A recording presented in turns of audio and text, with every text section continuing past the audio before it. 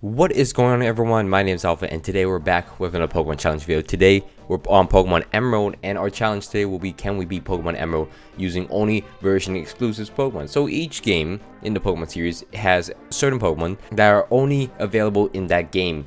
This is to obviously add to the whole exploration of Pokemon and have you trade with another person. It's a very old-fashioned way of looking at it, and to be honest, it's just a money grab add-on to the game. It does not need to be in a game anyways. You don't need to have two versions of a single story. That's so stupid to begin with. But anyways, this is not the debate of version exclusives. This is using version exclusives in Pokemon Emerald. Emerald has a very unique set of version exclusives in the Hoenn region. But there's a lot of Pokemon that are exclusives to the other games, and we're only focusing on the E column. All the Pokemons in the E column that are lit up green will be the Pokemon we are able to catch and use for our team. Obviously, aside from the legendaries, I mean, that's pretty self-explanatory. And also, I mean, since we can't get these Pokemons into like a little bit into the story, so I jumped ahead and also added in Lotad and Seedot to my beginning team, so we could start the introduction with just these Pokemon and then go from there. So our first two Pokemon will be Seedot and Lotad. We are going to evolve them because those are part of the version exclusives, and we're gonna head down the list and catch each of these Pokemon when they're available to us. It's not a bad thing to begin. Lotad seems to be the one that pops out the most during this. It is actually the most useful so far. It's getting the most level. I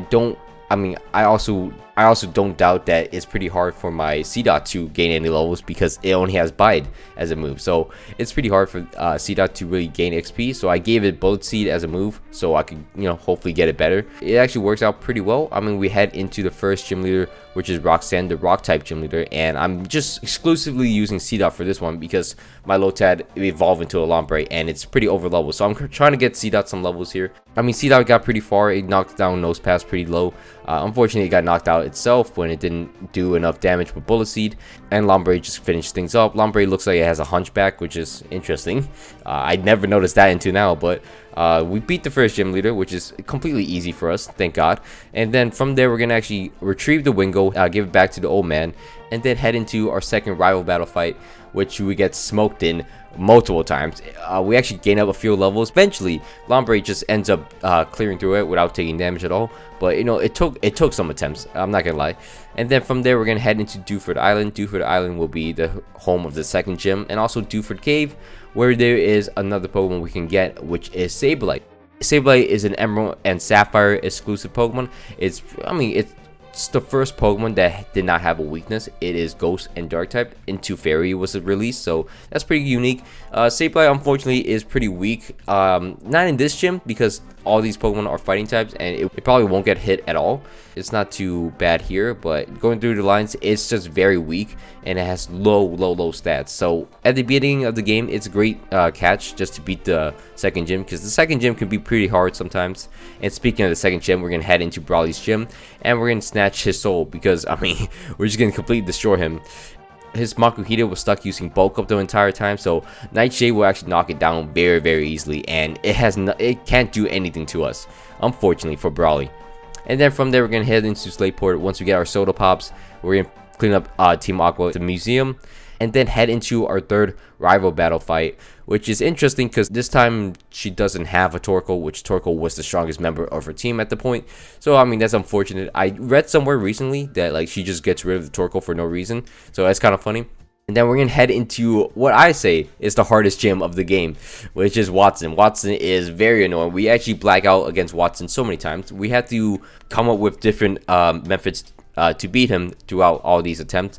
My favorite method was to use Bide and then die, because I did that so many times. So the only strategy that works was to use Sableye and my Lombre to knock out the first three Pokemon, and then hopefully Nuzlocke can clean up on Magneton if it gets worse to that, but then have enough HP to where Manectric can come out, and then use Bide against him. Bide will be actually pretty useful because it always Thunder Waves and at least howls one time, so it'll quick attack me and we could get a free Bide off, and we beat the Manectric. That's probably the hardest gym because it took us so many attempts. But from there, we're gonna get the HM for strength. We got TM32, which is double team as well, just to have, just in case. You never know where double team will be useful. And then we're gonna head into Meteor Falls. Meteor Falls will be where Team Aqua and Team Magma has a standoff, and then we also are able to catch the next version exclusive, which is Solrock. Solrock is Emerald and Ruby exclusive Pokemon, and we could catch that and use that on our team, which will be very useful for us because we have a fire type gym leader coming up. And you know, using Solrock here, I mean, Solrock ends up dying in the fire gym against the trainers, but we have to glance over that. Pretend you didn't see anything. And then once we head into Flannery, we are greeted against her team. Solrock actually takes care of the first two Pokemon very easily, but then her camera comes out. We spent a bit of time just trying to wiggle around her camera, but we end up beating it, and then Torkoal will actually come out and end up losing to my Solrock. And then ironically, Solrock actually gets taken down by a Torkoal, and then my Sableye comes out and finishes the job, and then we beat Flannery. So Flannery wasn't too bad after all. And then we're gonna head back all the way to Pewter City.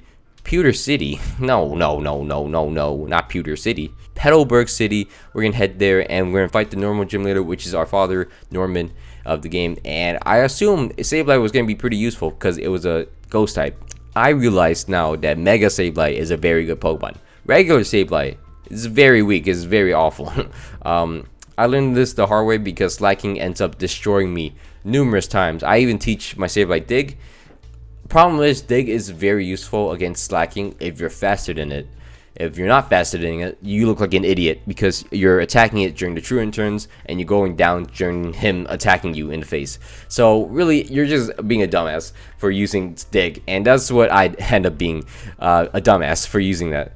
So we found out a strategy to beat the Slacking was to switch into my Sableye, attack it during its Truant turns, switch out when it's going to use Feint Attack, switch into one of my Pokemon, absorb the hit it again, and then it's going to target us with either Counter or Facade. And then we switch back into Sableye. Since it's a ghost type, it won't get hit and it won't get bothered by those two moves, and we're able to hit it and then switch back and switch back and switch back until the Slacking finally wears down. And Rock Smash comes in clutch here because the lower defense is very, very useful here because we end up beating it.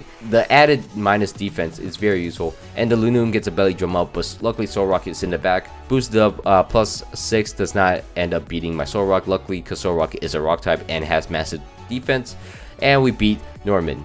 Now we're gonna actually get HM3, which is Surf, and that's a very, very useful move. Finally, we got for Lombre, and here we're actually gonna go around. We're gonna collect a bunch of items. We're gonna get TM13, which is Ice Beam for us, and also we're gonna get the Leaf Stone. We're gonna get a lot of stuff for ourselves. We get Thunderbolt. I mean, I assume Sableye could learn Thunderbolt. It can't, and it was not good. This is when Lombre kind of takes the lead and becomes the ace of the team. It kind of does everything by itself at this point. We're gonna head into Fortree City. Fortree City will be the home of the flying gym leader of the game, which is Winona. Lombre is gonna start off ice beaming everything, and then Pelipper comes out. We're gonna switch into our Solrock. Solrock's gonna take care of Pelipper, and then we're gonna finish things off with our Lombre until the Altaria comes out, and then just drains me of ice beams for no reason, and then aerial laces me and knocks me out. Solrock will clean up the scrap here. I even have a knockoff Pokemon in the back. One of my Pokemon is knocked out, so I mean that's the territory that comes with the territory. We're actually gonna realize that we forgot to get one of our version exclusive Pokemon, which is Seviper. We forgot to get a Seviper. Where it's actually back all the way near Meteor Falls. We're supposed to get it before Solrock, so whoops. So we're gonna go back and we're gonna catch the Seviper, and we're gonna use it on our team. Use it as a loose term because we're gonna turn it up into the very end, but we're gonna go through the ghost part of Mount Pyre, and we're gonna get Shadow Ball for our Sableye, which is gonna be very useful for us. I still don't know why I'm not evolving my Nuzleaf. I mean, could be pretty good with the Shift Tree, but whatever. We're gonna go through the Magma Hideout and then clear through the Magma Hideout. We're gonna lose to Maxie one time, but then, you know, come back, beat Maxie, and then finish things off going to Slateport City, and then finish things off against Team Aqua, and then head into Sootopolis City. Sootopolis City will be home of the Psychic gym leaders Liza and Tate. Liza and Tate are, I mean, pretty annoying. I'm not gonna lie, Liza and Tate are pretty annoying. So we're gonna start off the battle against Liza and Tate. They're gonna start with Claydol and Xatu. I'm gonna start with my Sableye and Lombre, which I thought was gonna be MVPs of the game. Ends up not being true because all my Pokemon started getting knocked out one by one, and I couldn't do too much about it, destroying my Lombre, and that's the end. I mean, that's the end. So I had to restart, take the blackout, and then restart. Same leads. I don't know what I was doing. I had the same leads, but this time I'm targeting certain Pokemons, and then Everyone's getting focused. Knock down the Claydol and the Zatu first, and then focus on the Solrock next. Solrock will be taken down by my Nuzleaf and my Lombre combination, which is, you know, thank goodness for that. And then Lunatone does not stand a chance against the Sableye and the Lombre combo, and we're done with the 7th gym of the game. And then we're going to teach a Lombre Giga Drain after the gym, because that's very smart. But after that, we're going to head into Space Station, which, you know, we're going to do double battle against Maxie and Tabitha with Steven Stone on our team. It ends up pretty well. We beat it, and we're going to get Dive, and then we're going to actually head back all the way to Dewford City. We're going to do all the crazy puzzles here. We just want the Water Stone for our Lombre. We get the Water Stone, and then we're going to set a hub in Pacific Log, and then we're going to head into the Team Aqua Submarine. Then this is where we beat Archie. And then this is where we're going to head into Sootopolis City, and this is home of the 8th gym, so obviously we're going to have to set a hub here, and then we're going to head back to Pacific Log. We're going to go through the Sky Pillar, get Rayquaza, get the cutscene, and then head into the 8th gym leader of the game. We're going to start off the battle against the 8th gym leader with our Lombre, of course. We did not evolve it to a Lilycolo because, I don't know, honestly, but Love This comes out, we're going to actually Giga Drain it, knock it out pretty easily. Wishes comes out, I mean, it's 4 times weak, it's not going to change anything. Celio comes out. Celio will actually knock a few of my Pokemon out, and then, you know, I thought my other Pokemon on my team can take care of it. Well, I was wrong, so Lombre has to take care of that. Kingdra comes out. Luckily, I actually freeze the Kingdra before it does anything nasty, and then we actually knock it out eventually. It drains all my Ice Beam, but eventually I get Nature Power and Swift on, so I can actually clear it out. Crawdon will come out, and we Giga Drain Crawdon, and that is it. So once we are done with that, we're going to actually head through Victory Road. We're going to beat Wally at his, you know, with his garbage team. And then we're going to head to the basement of Victory Road. This is where we're going to catch Mawile. Mawile will be the final version exclusive Pokemon on our team. It is only available in Ruby and Emerald. So, of course, we're going to get it on our team. And then, I had only 3 balls. Luckily, it caught in 3 balls. But Dive Ball didn't catch. So, I assumed the Pokeball wouldn't. And I actually caught it in the Pokeball. So, lucky for us. And that is our team to go into the Elite Four. It's not that good, and it's not very promising. So I mean, as you can see from my team, my Ludicolo is insanely high level, but the rest of my team is barely 40 at this point, so it's not looking good for us. So we're gonna head into the Elite Four. The Elite Four battle against Sydney first will be the Dark type Elite Four member, and we're gonna actually knock out the Mighty Anna pretty easily. And then we're gonna actually use our Ludicolo to completely clean out his team. Ice Beam the Cacturne and Surf down the Absol, and then knock out the Crawdon at the end. And that is it for Sydney. Next up will be the Ghost type Elite Four member Phoebe. Phoebe, I mean, I thought I was gonna do something cool with my Sableye. Sableye was gonna do something nice. It ends up not working out too well. It confused me, so I was like, you know what? I'm just gonna use Ludicolo. Ludicolo uses Surf and just kills everything. Everything's dying because Ludicolo. Jesus. Running out of PP, so I decided to use Ice Beam on a Sableye. A Bayonet comes out, Surf it too, and then finally we'll be the Dusclops. And I ran out of PP, so I gotta stick with Ice Beam, and then that's it. I'm gonna use the elixirs to restore my PP, and then we'll head into Glacier fight. Glacier will be a bit easier, actually. We're gonna Giga Drain down to Celio, knock it out, and then Surf down to Glalie, knock that out. Giga Drain down to Celio as well, and then finally Giga Drain down to Walrein, and that is it. I decided to try other Pokemon on my team. Did not work, you know, did not really work. And then from there, we're actually gonna head into Drake. Drake is the Dragon type Elite Four member of the game. He specializes in being annoying. I'm not gonna lie. I sent out my Ludicolo first. He uses Protect, and I'm like, this is very annoying. So I'm gonna Ice Beam that. And then the Kingdra comes out, and then Kingdra was gonna like Dragon Dance a bunch of times, but eventually it just ends up only using Smokescreen on me, and it doesn't have a big impact on me at all. Because the Flyguns get sent out, I Ice Beam it, and then Salamence comes out, it Dragon Claws me, but I mean, I break through the Smokescreen and I Ice Beam the Salamence, and it is over. So we're done with the Elite Four essentially. We just have to fight the champion, and we have a Ludicolo versus the champion, so it's not too bad. I was gonna try something new. I mean, I thought I was gonna use a different Pokemon, you know, to help me. I sent out Shiftry, it dies. I was like, okay, let me just restart. This is kind of useless. I sent out Solrock, it dies. Oh no, let me just use Ludicolo. And then Tentacruel comes out. Tentacruel, it's not a good look for me because if I use a Ludicolo, as you can see, it's gonna Sludge Bomb me, and you know, more than likely he's gonna poison me. So Seviper is actually the way to go. Seviper will luckily take a hydro pump or dodge a hydro pump. Use glare on it and then swagger it down. I mean, it just luckily just hits itself in confusion and dies. Next up, his Gyarados will try to use Earthquake on me. I sacrifice my Solrock because it's a rock type and it's a water champion, which is crazy. I end up knocking out the Gyarados with my Ludicolo, which I don't know why he just let me. And then the Milotic comes out. It poisons me, which is, I mean, it's upsetting because I didn't know what else I could really do. And then it's going to stall me with Recover, but luckily I actually break through, crit it, and then knock out the Milotic. Luckily for us, Ludicolo comes out. I take poison damage for no reason, and then sacrifice my Mawile.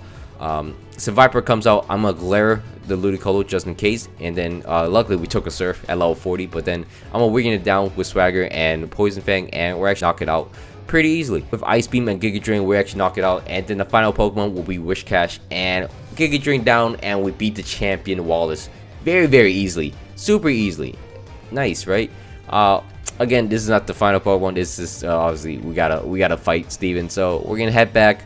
We're gonna run all the way. We're gonna run all the way to Rustboro City, and then we're gonna surf to Meteor Falls. We're gonna go up the waterfall and head into Steven Stone.